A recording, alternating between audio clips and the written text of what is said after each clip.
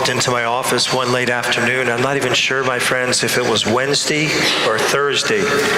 And Dee, I was walking into my office, and Dee was standing right there as well. And she said to me, "Father." And I went, "Dee." She said, "The bishop's on the phone." I said, and my immediate thought was, I know the changes just came out, so I'm safe with that. But he told me that yesterday we had ordinations, and one of the newly ordaineds are going to come here for the summer. He's the one studying in Rome, and then he'll go back for another year of studies. And the bishop said, I'm not sure if he'll come back here or not, but for the summer, he'll definitely be here. I was so excited about it, I forgot to ask the bishop when he's coming. So he's coming here on September 20th, my friends. So that weekend, the last weekend of June, he'll be here for all the masses. So it's certainly wonderful. He's from St. Leo's Parish. He's young. I don't know him. I know his parents. It's a shame we're at that level now, right? But he's a wonderful young man. He's very bright and comes from a beautiful, beautiful family. So this afternoon I'll be going down to St. Leo's, my home parish, and for his first Mass. And you will see him in a couple weeks. And then we come to today's gospel, my friends. Here we have a woman who was a widow, and her only son passed away.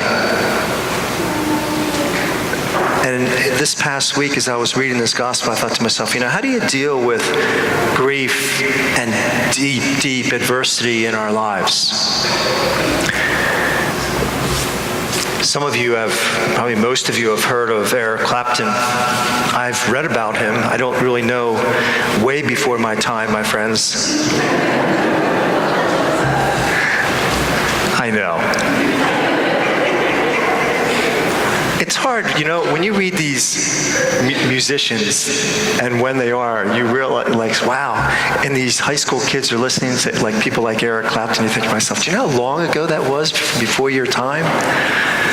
But what they probably don't know when they hear Eric Clapton, who's a renowned rock musician, he got a call one day, and you may know at least this part of it, that his son, from his wife, frantically called him that their son had fallen out of their 53rd floor apartment window.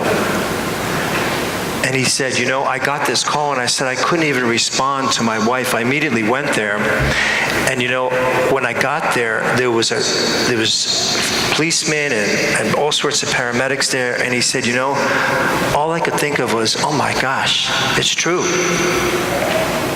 And he said, for months and months and months, he said, I just was completely numb. He said, I had no feeling. He said, I just was numb. He said, I could barely function. And this is the problem with death. It hits us at the very core of our being.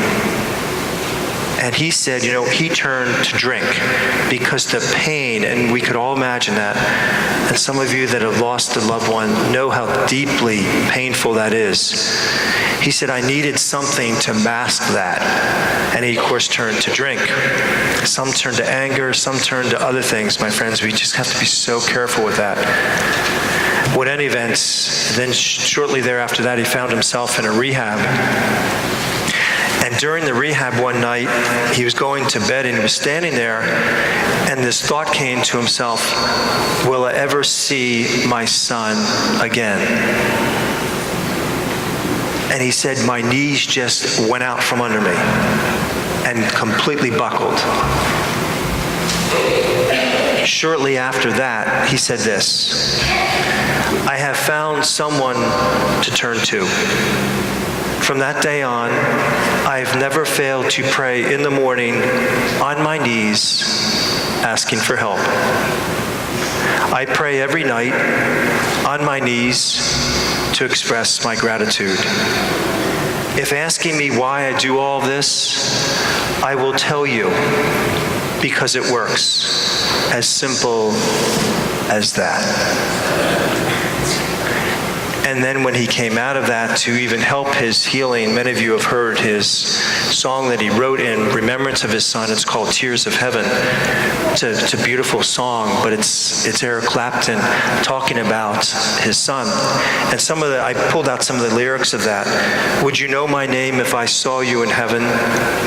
Would you hold my hand if I saw you in heaven?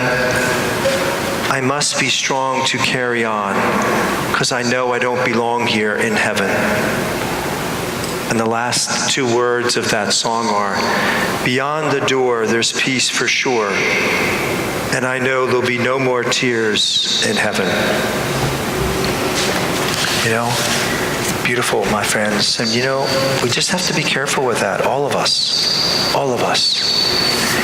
And then I read another story of a man who was a renowned pianist, and he was being crippled with arthritis. And he said it was even difficult for him to play the organist. His name is Byron Janis. Some of you musicians may have heard of him, Byron Janis. But he said his one wrist was barely mobile. He could barely make a fist. Some of the joints are all fused together, limited finger motion. And this is what he says: learning to live with pain or live with the limitation can give an intensity to life. I thought I had nothing. Now I know I have everything. I am saying to others, if I can do it, so can you. This is what he said and how he dealt with it. And he said he went through all sorts of things to try to help his hands and deal with this. This was his livelihood. His livelihood was being taken away from him. He said, what helped me most, and I can't explain it, I developed a very deep personal relationship with God. I think prayer is important.